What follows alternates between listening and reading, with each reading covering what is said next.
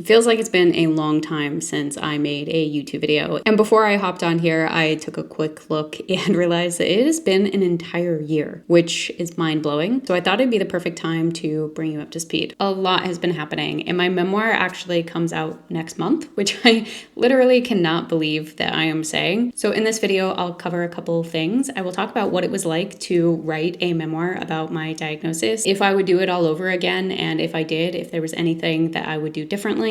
And would I recommend to other patients or other people who have gone through significant health events to write their own story or memoir? I'll also share what it has been like trying to promote the book and everything that comes after when you get a book deal. I say every time I hop on to make a YouTube video that it won't be that long until I make my next one. I have been recording video because I want to take you along, and those are much more vlog style videos, but I'm hoping to be back on here soon to be able to take you along through the process and watch this come to life. But for this one, I thought I would start by sharing what it was like to write Too Young for Cancer. Yes, this is the actual official copy. These are my author copies. They came about a week or two ago, and it was just so surreal. Never in a million years did I ever think that I would write a book, and it has been one of the hardest things that I have ever done. Obviously, facing cancer, I think, will always be the hardest, but reliving all of those moments in order to write them into a memoir, then just the process of writing, as I wasn't really someone who considered myself a writer before,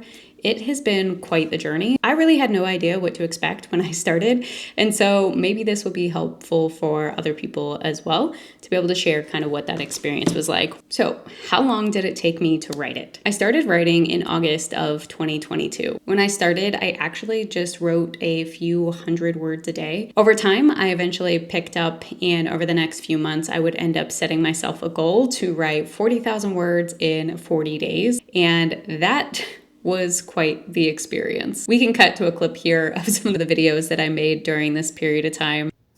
A quick note as I am editing this video, I have no idea what is going on with my voice in this next clip. You know what, talking to the camera is awkward. This was during a period of time where I was going crazy because I locked myself in this hotel room to try to make myself write nonstop. So we're just gonna forgive the weird voice you're about to hear, but here you go. You just get it down and then you edit it, right? That's how it works. Fun fact, I don't know how it works. I'm gonna write down words, and then eventually I'm gonna tweak those words and tweak them again and again, and maybe eventually at the end I will have something that's worth something. Maybe I will have wasted hours upon days, weeks, maybe even years of my life. But maybe I won't. Maybe it won't be a waste. I won't really know until I try. Words on the screen. I'm gonna put them on the screen. You're gonna read them one day. I don't know who you are. This is probably gonna just die in the bowels of my phone. It's probably Brian. Hi, Brian. I'm just rambling. Sounds a lot like procrastinating, so I should probably stop. And I'm going to. All right, bye. I'm writing now. I felt like all I was doing was writing, but I had a big motivator to finish this because when I first started writing, I was still kind of in the thick of things. I hadn't heard yet that I had no evidence of disease. And so I felt this sense of urgency because I knew that I wanted to share this story with the world. I will never forget the first day that I was diagnosed and how terrified I was. I was a 29-year-old newlywed. I had no idea what to expect with stage 4 cancer, but all that I really had to go off of is what I had seen in books, movies, and TV shows. And quite honestly, at the time, that was terrifying. There also weren't very many people who were openly sharing their cancer diagnosis online at the time, which is why I started sharing mine, hoping to help others that came behind me one day. But I remember how scared I felt through those moments and how I often felt like maybe I wasn't cut out for this or strong enough for this. Surely those who beat the odds had to have been so much stronger than I was. So as things started to look better for me, I really wanted to share what that experience was like. I didn't want to hide my faults or my insecurities. I didn't want to hide the emotions and the very real fear that I had. This memoir is a very true, raw, and honest depiction of what it was like to battle an ultra-rare stage 4 cancer at 29 years old. So by the time the book comes out on November 12th, it will have taken over 2 years to bring this thing to life. Now that entire time isn't writing. There's so much that goes into bringing a book to life, all things that I did not know before I started writing one. I went with kind of the more traditional publishing route, and it was picked up by an editor. And so there's a whole process that goes through that as well too, which has been a very rewarding experience for me. I worked full time as I was writing this book, and so I had to do all the writing, all of the editing, all of the communication about it. Everything was kind of in my free time, which has been wild. It has also meant I have not had a whole lot of free time in the last 2 years. When I first started writing the book, that was writing as much as I could in those first 3 months. And then I was nowhere near finishing it after those first 3 months. So then it was in the next 3 months, which I got pretty close, but it still wasn't quite finished by the end of 6 months. All in all, it took me about 9 months in total to write the entirety of the book, and then to get through the first self-edit of the book as well. During this period of time, I queried for agents. If you've never written a book before or ever aspired to, you might not know what that is. I certainly didn't. But queries are basically a way to pitch your book to an agent. And literary agents are kind of like the real estate agents of buying a home, but like not really, and they probably would really hate that I gave that comparison. But basically, if you want to be able to sell your book, or if you want to be able to get a book deal, you have to have a literary agent. But it's really hard to get a literary agent. They only accept so many manuscripts a year. They need to be able to pitch your book to editors and publishers to actually bring your book to market. So I had no idea how few books actually make it through the traditional publishing route when I very first started writing. I'm kind of glad I didn't, because if I did, I think I might have been a bit too intimidated. Only a very, very small percentage of people who ever write a book will be able to get it published through kind of the traditional publishing route. And when you are writing nonfiction or you're writing a memoir, part of that process is querying literary agents. So during this period of time, basically you write a query, which is a fancy word for you send an email to a literary agent to tell them about your book and why you think that it would be a good fit for them. I will say I tried to get creative with this, thinking these literary agents receive so many emails of people trying to pitch them their book. I need to stand out or do something different. I tried all kinds of different queries. I tried different styles.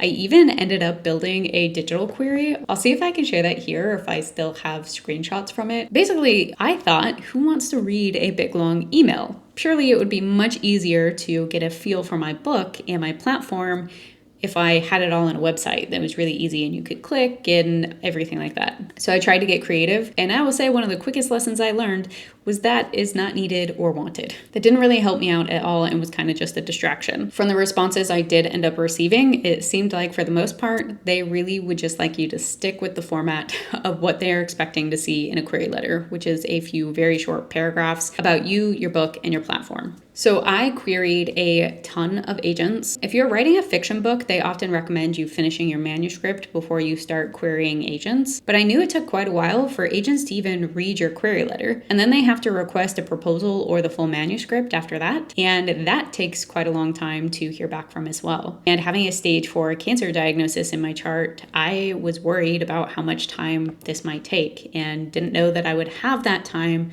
to actually bring my book to life. And so I started querying before I actually had finished my memoir, and I didn't hear back from a lot of those agents. I ultimately ended up attending a writing conference that actually happened to be in San Francisco, which was actually just down the road from one of the largest conferences for kidney cancer each year, like literally within a mile. I ended up buying tickets to go to both of those, and I conference hopped that weekend. I was even able to pitch an agent while at the writers conference, and I'm not gonna lie, at the time I felt pretty discouraged because I kept getting feedback that books on illness don't sell. Or I even in one session, I asked a quick question about how to make a memoir stand out, or some type of question on memoir, and I shared that I wrote a memoir about my battle with stage 4 cancer. And I remember one of the responses from, I don't remember who the speaker was of that session, but they ended up saying, well, there's a million books on cancer, so what makes your book stand out? And I remember at the time that feedback kind of hurt. It was like the first time I had heard criticism outside of social media about what felt like my life because I wrote a memoir about my experiences, but it really made me think critically about my story and the message that I wanted to tell, as well as what made it different. That helped me a lot. I also learned at that conference the power of having an email list. Before, I was just sharing my cancer diagnosis on social media, and so I thought that would be how I would share the book as well. I would just share it with people who followed along and supported me along the way. But at that conference, there was a session that talked about the importance of also having an email list. And I have to say, the Humble email list has been the most important thing for me sharing about my book and getting pre-orders. So the process ended up looking like I wrote my memoir. As I was still writing my memoir, I began querying agents. I might plug a video or two in here that shares some of that experience. Day one of my search to find a publishing agent. That's not what they're called. I am finalizing my query letter that I'm gonna send. I said I was hitting send yesterday, but I didn't hit send. I still needed to edit it. And then it was like 2 o'clock in the morning. And so, yeah. That's what I'm doing now. I can make a much longer vlog style video that shares a lot more of those. And then here we will cut to a video of me actually at that conference and how nervous I was to go mingle with the other writers. I had such imposter syndrome and felt like I did not belong there. I booked a writers conference here to help me try to publish my memoir and because I'll get to pitch to an agent while I'm here. But currently I am hiding in my room. The writers conference hasn't started yet, but I technically can go downstairs and like mingle. But the crazy thing is, I'm terrified to go down there. Y'all, before I got diagnosed, I was like introverted and really shy. Yes, shy. Like you put me in a group with more than 2 people and I'm not talking. Then I got cancer and I was like, dang it, well, I'm gonna have to talk about this. Because being an advocate means talking. But I'm still scared of people. Can we acknowledge that awkward phase of trying to figure out the people who we were before cancer and the people we are now? Because I'm still somewhere in the middle. I had a really special moment that happened at that conference, which is actually even written into the book now, and it is one of my favorite chapters in the book, so I can't wait for you all to read that. So, next up, how did I get my book deal? So this here is actually one of my favorite parts about writing my memoir and the fact that I did actually end up getting a book deal. Now, it was really hard. I probably queried around 60 agents. I didn't even know which agents I should be pitching my book to, and that's a whole process in itself that I can make another video about. But I had 3 books in my comparables that I was comparing my book to, and one of them, hold on, I'll go grab it. So one of my books that was in my comparables was In Chalk.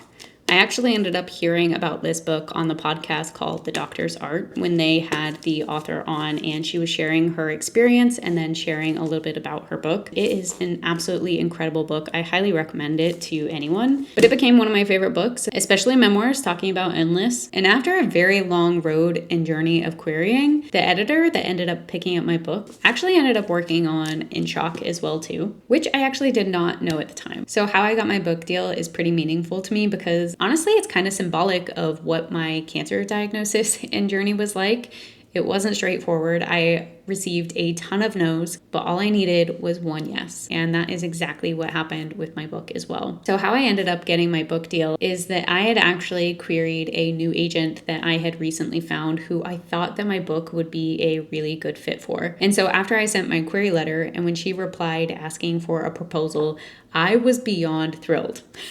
Now, I did not actually have a proposal ready at that time. Very rookie author here. So you bet I created one. I threw together a proposal along with my first 50 pages and I ended up sending that off to her. When she ended up replying, she told me how much she really liked my book and my writing style. And it was a book she herself would read, but that she didn't know that she could do my book justice because she didn't know who to pitch it to. Because memoir is a very difficult category on its own, and then memoirs on illness are even harder. So she wasn't quite sure she would have anybody to send it to. And I remember after I got that reply, I was pretty defeated and I figured, okay, that's it. It's time to self-publish. Now, I personally don't think that there is anything wrong with self-publishing. After writing a book myself, I have so much respect for writers, no matter how they bring their book to life. However, I personally was donating all the proceeds from my book back to research. And so I knew I didn't really have the funds to bring my book to life because I didn't know if I would receive that return on investment if I had self-published.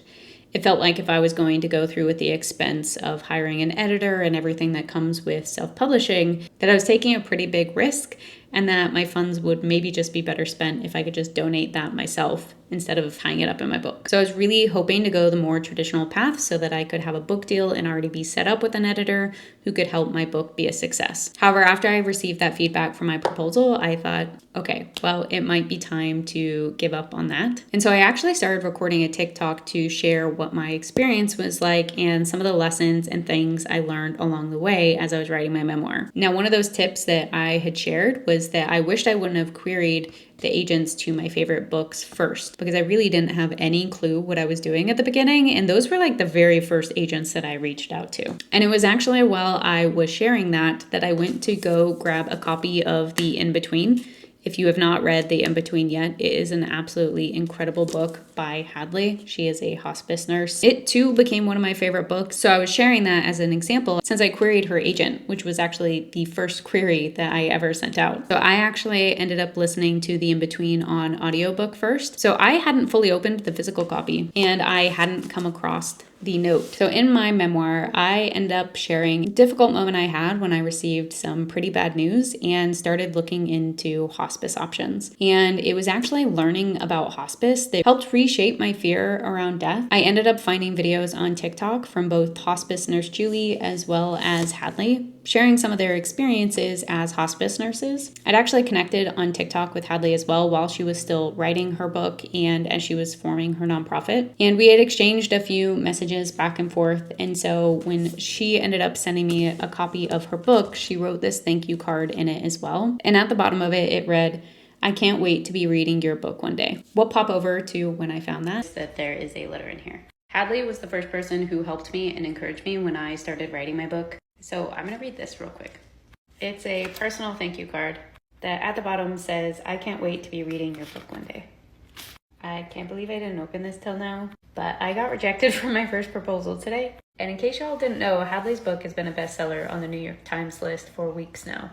So honestly, I really needed that today. And I kind of feel like there was a reason I didn't open it until today.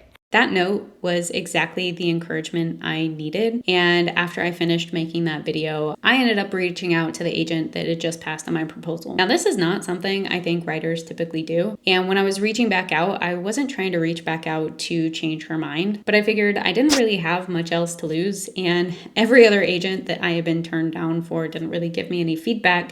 And so I wasn't really sure what they were looking for. So I ended up asking what they were looking for in the book that they didn't find, so that maybe I could use that to help me going forward. They thought that self-help might have been a little bit easier of a book to pitch, and that's kind of the angle that they were looking at it for. But now that I had responded to them, they told me that there was one editor that came to mind that didn't shy away from these kinds of books that they thought mine might be a good fit for. And from there, I ended up with a book deal from Alcove Press. I don't know if it was the most traditional path to getting an agent and an editor, but I wouldn't have it any other way. My book is so much better because of the work that my editor helped put into it, and my agent has helped me every step of the way through so many things that I did not know how to navigate. I feel incredibly grateful that they took a chance not only on me, but on my book, and I'm really hoping that this book can be a success so that I don't let them down. So my original title for my memoir was Life Refocused, because my diagnosis really did change everything and completely refocus my life. But the title that we ended up going with was Too Young for Cancer. And then if you take a look at the cover here, you'll notice on the front are hospital bands. And the significance behind the hospital bands is that when I was initially diagnosed, I did not have a great prognosis. And I was told not to get too caught up in hoping that I would reach no evidence of disease or NED. So I actually ended up collecting my hospital bands starting very early on in my diagnosis.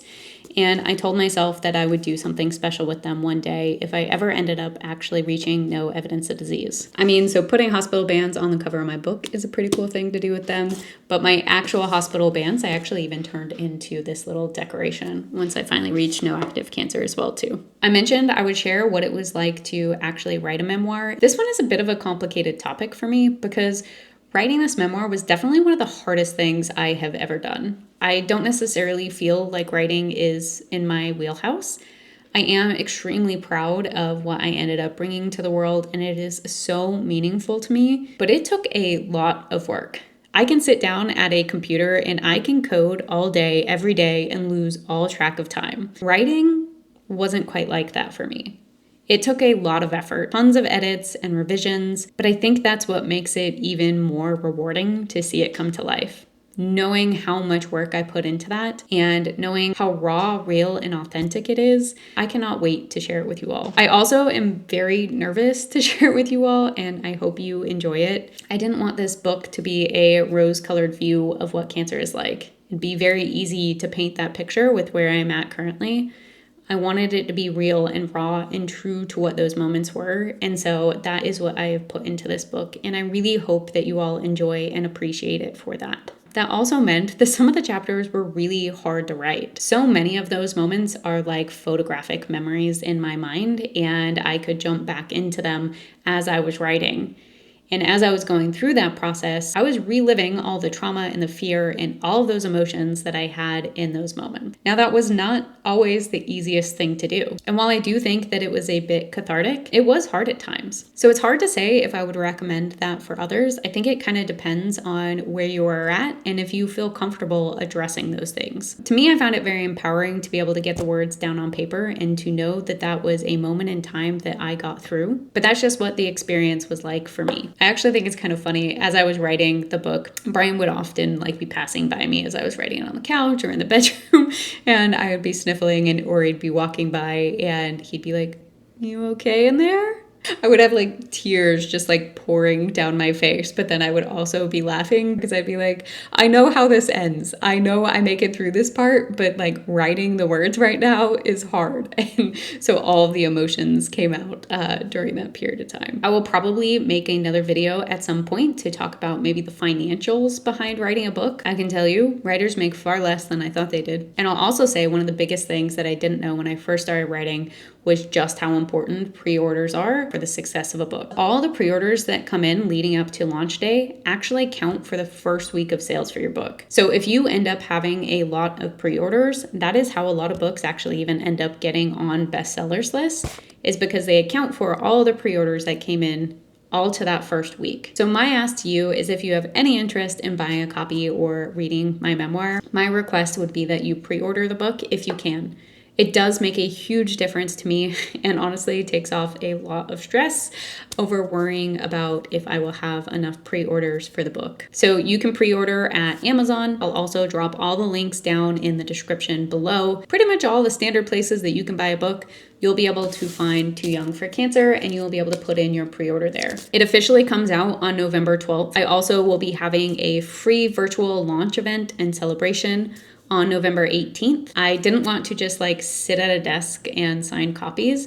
I really wanted to make this an event that others could participate in and enjoy along with me. We'll be in person in Cleveland, Ohio at the Gathering Place, but it will also be a hybrid event that is streamed live for you all to participate. Anybody who registers by November 1st will have event materials shipped out to you because there is an activity that you'll be able to participate in during the questions and answers session. So pre-orders of my memoir make the biggest impact. The second biggest way you can support my book and the research that we will end up funding from it is by registering for my launch event. You can do that at katiekickscancer.com/memoir. And then there is a launch event section with a button to register. I feel so incredibly grateful to be here, to be doing well, and to be able to share this book with you all. I'll be back soon with more health updates and just kind of some vlog style content to show you what I've been up to these days. Approaching 4 years since my diagnosis this December, which is absolutely insane. My portion of the funds from this book go back to support research for rare cancers, including chromophobe kidney cancer, like my nonprofit, the Chromophobe and Oncocytic Tumor Alliance supports. I'll put all the links to all those things in the description below, but if there's anything that you want to know about the process with writing, if you have any questions, feel free to, of course, ask in my virtual launch event, but also feel free to drop any comments below, and I'll be happy to make any follow-up videos to share more in depth what the writing process is like, or anything you all may want to know. Thanks for tuning in. Are we calling it tuning in? Thanks for being here. Like, subscribe, do all of the things.